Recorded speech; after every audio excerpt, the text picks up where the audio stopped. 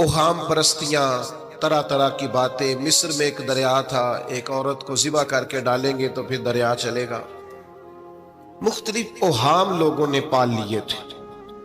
آج بھی مسلمانوں کے اندر ڈھیر ساری ایسی چیزیں آ گئی ہیں جو ضعف اعتقادی کا باعث بنتی ہیں. اس کی کو ذرا کم کر دیں بھائی. آپ دیکھیے لوگ علماء کے پاس نہیں جاتے، باباؤں کے پاس جاتے. تعویذ، دھاگا، کالا جادو، نیلا جادو. جس نوجوان کا کام کرنے کو دل نہیں کرتا اسے جادو ہو جاتا ہے. اور پھر یہ کہ کالی بلی رستہ کاٹ گئی تھی، اور پھر یہ کہ میں باہر نکلنے لگا تو کسی نے آواز دے دی تھی.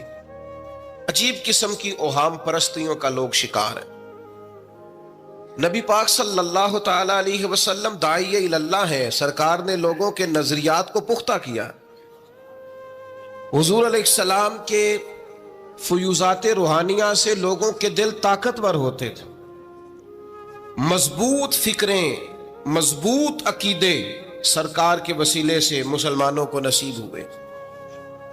ہم جیسے جیسے دیکھیں نا تصوف اور طریق میں آپ کو عرض کروں، صوفیہ کرام کا اصل موضوع عقیدہ توحید ہے. اصل موضوع ان کا ہے.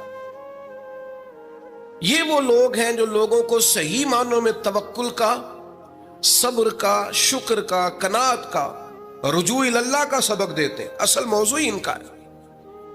لیکن اب چونکہ صوفیہ کی جماعت میں وہ لوگ اللہ ماشاءاللہ خال خال رہ گئے، اور پھر یہ کہ بیٹھ گئے تعویذ دھاگے دینے والے، زاغوں کے تصرف میں، عقابوں کے نشے من. نتیجہ اس کا بڑا خطرناک برآمد ہوتا ہے. مضبوط فکریں. کبھی آپ اس روایت کو دیکھیں اور یاد کر لینا تو یہ بڑا نفع دیتی ہے. نبی کریم علیہ السلام نے حضرت عبداللہ ابن عباس رضی اللہ تعالیٰ عنہ سے فرمایا، عبداللہ، ساری دنیا مل کے تیرا بھلا کرنا چاہے کر نہیں سکتی جب تک رب نہ چاہے. اور فرمایا سارے دنیا دار مل کے تیرا کچھ بگاڑنا چاہے بگاڑ نہیں سکتے جب تک رب نہ چھوڑ دے بیٹا. جب تک اللہ نہ چاہے. تو پھر رجوع تو اللہ کی جانب کرنا چاہیے. نبی اکرم صلی اللہ تعالی علیہ وسلم نے اپنی امت کو توانائی اس بات سے دی کہ اللہ ہمارے ساتھ ہے.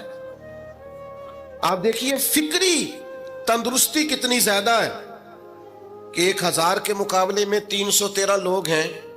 نہ اسلحہ پورا ہے، نہ گھوڑے پورے ہیں، نہ خوراک پوری ہے.